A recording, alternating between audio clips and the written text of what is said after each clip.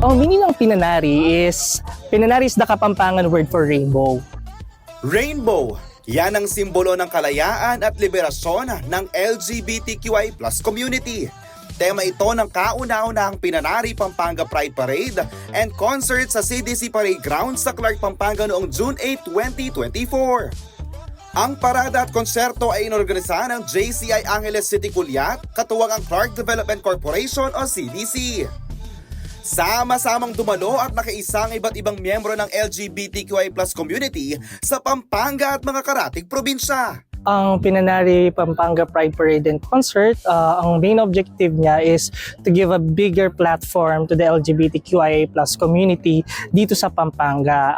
It's the first na mangyayari, kaya it's really a big step. It's a giant leap onwards sa ating mission or ating mga advokasya.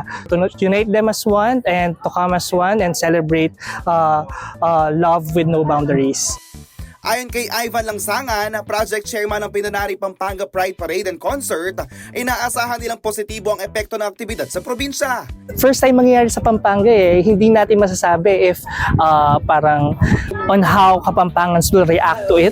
Pero based on the survey or based on the census that a really huge number of members of the LGBTQI+ community are in our Kapampangans, it will create a really big and positive impact dito sa ating province.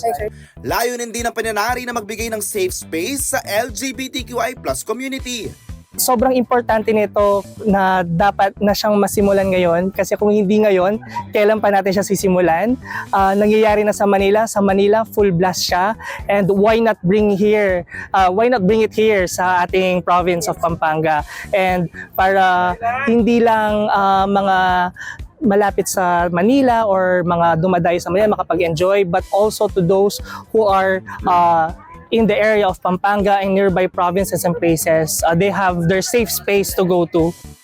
Natapos ang event sa isang concert ng mga kilalang performers at national at local drag queens. Bagamat unang beses pa lamang itong ginanap sa Clark, pinaplano ng JCI Angeles City Culiat ang mas pinalaking Pride Parade and concert sa mga susunod na taon.